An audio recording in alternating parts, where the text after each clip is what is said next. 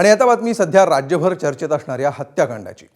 केतन अग्रवालची सिया आणि चेतननं अतिशय निर्घृणपणे हत्या केल्यानंतर पोलिसांकडून कसून चौकशी सुरू आहे। हत्येचा सखोल तपास करण्यासाठी पोलिसांनी आज सियाचे आईवडील आणि भावाची चौकशी केली। चेतनच्या हत्येमध्ये सियाला तिच्या कुटुंबियांचीही मदत झाली का याची उकल करण्याचा प्रयत्न पोलीस करतायत। सियाचा भाऊ साहिल आणि आरोपी चेतन हे दोघं मित्र होते। याबाबतची माहिती साहिलनंच आपल्या जबाबात दिली होती।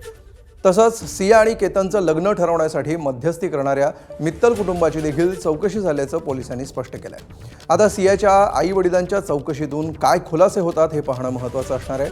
दरम्यान आरोपी सिया गोयल आणि चेतन चौधरी यांना काल रात्री 11 वाजता पोलिसांनी लोहगडच्या पायथ्याशी नेऊन चौकशी केली।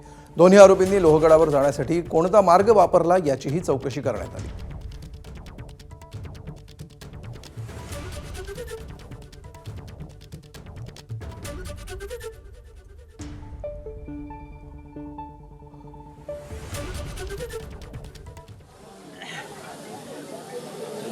त्यांना पुढे घ्या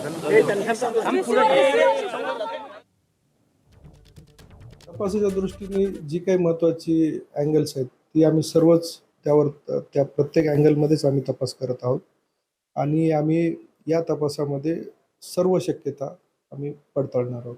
अगदी या गुन्ह्याच्या अनुषंगाने सर्वच जी काही आवश्यक गोष्ट आहेत त्या 100% सर्वच गोष्टी चौकशी केली। दरम्यान सिया आणि तिचा प्रियकर चेतनबाबत नवी माहिती समोर आली आहे। सिया आणि चेतनची पहिली ओळख क्रिकेट सामन्यादरम्यान झाली होती।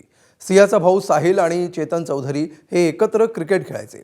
सिया तिचा भाऊ साहिलसोबत क्रिकेट सामने बघण्यासाठी आणि खेळण्यासाठी जात असताना तिची चेतनशी ओळख झाली। त्यानंतर एका मित्राच्या दिवाळी पार्टीमध्ये दोघांची पुन्हा भेट झाली आणि भेटीगाठी वाढत गेल्या। क्रिकेटच्या मैदानावर झालेली ओळख पुढे प्रेमसंबंधांमध्ये बदलली।